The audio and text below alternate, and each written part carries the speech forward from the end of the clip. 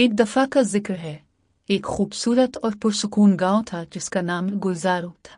ये गांव पहाड़ों के बीच वाक़ था और अपने हरे भरे खेतों और पुरसुकून फिजा के लिए मशहूर था। गांव के लोग सीधे सादे और मेहनती थे, लेकिन एक चीज़ थी जो हमेशा उनके दिलों में खौफ पैदा करती थी। गांव के किनारे पर एक पुराना, बोसीदा और अजीब व गरीब मकान था, जिसके बारे में गांव वालों का अकीदा था कि वहां एक चुड़ैल रहती है। इस मकान को देखकर ही लोगों के रूंगटे खड़े हो जाते और कोई भी इसके करीब जाने की हिम्मत नहीं करता था। लोगों ने कई दास्तानें बना रखी थीं, जैसे कि इस मकान में जादुई रोशनियां नजर आती हैं, अजीबो गरीब आवाजें आती हैं और वहां जाने वाले कभी वापस नहीं आते। इसलिए लोग इस मकान से दूर रहते और अपने बच्चों को भी वहां जाने से मना करते थे। गांव में एक नौजवान लड़की सारा रहती थी। वो निहायत ज़हीन और दलेर थी।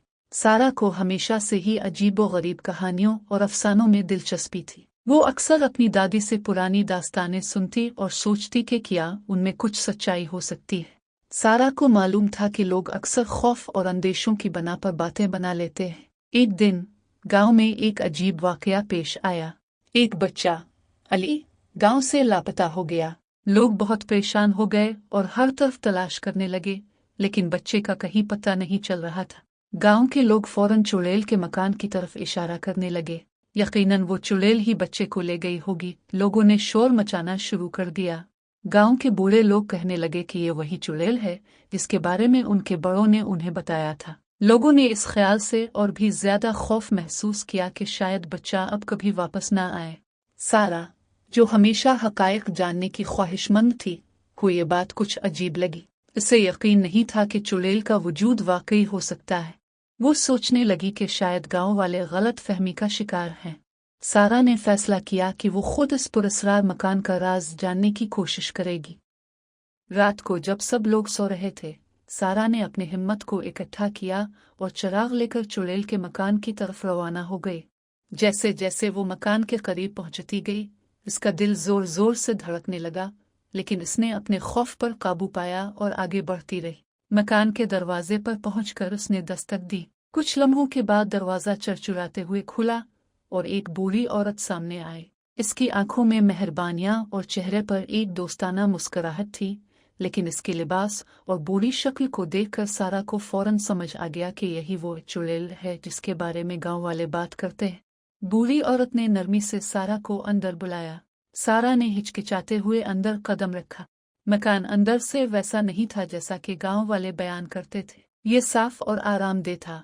दीवारों पर किताबें थीं और कोने में एक छोटा सा बाग भी था। बूढ़ी औरत ने सारा को बैठने को कहा और चाय पेश की। मेरा नाम जहरा है और मैं कोई चुड़ैल नहीं हूँ, बूढ़ी औरत ने मुस्कुराते हुए कहा। मैं सिर्फ एक आलम हूँ जो बरसों से यहाँ रहती हूँ।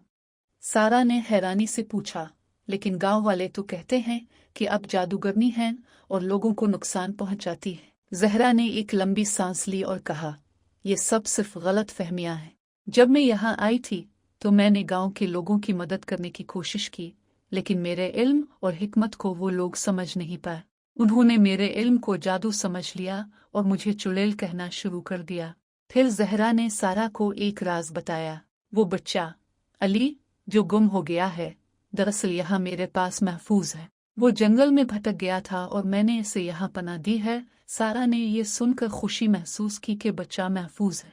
जहरा ने सारा को बताया कि वो हमेशा गांव वालों की मदद करना चाहती थी, लेकिन उनकी गलत फहमियां और खौफ ने इसे दूर कर दिया था। सारा ने जहरा की बातें सुनकर समझा कि असल हकीकत क्या है। सारा वापस गांव गई और लोगों को सारी हकीकत बताई। गांव वाले पहले तो हैरान हुए, लेकिन जब अली सही सलामत वापस आया तो उनकी सारी गलत फहमियां दूर हो गई। उन्होंने जहरा से मुआफ़ी मांगी और उसे अपनी बरादरी में शामिल कर लिया। अखलाकी सबक: हमें किसी की ज़ाहिरी हालत या लोगों की बातों पर फौरन यकीन नहीं करना चाहिए। सच्चाई हमेशा तहक़ीक़ और समझ बूझ के बाद ही ज़ाहिर होती है।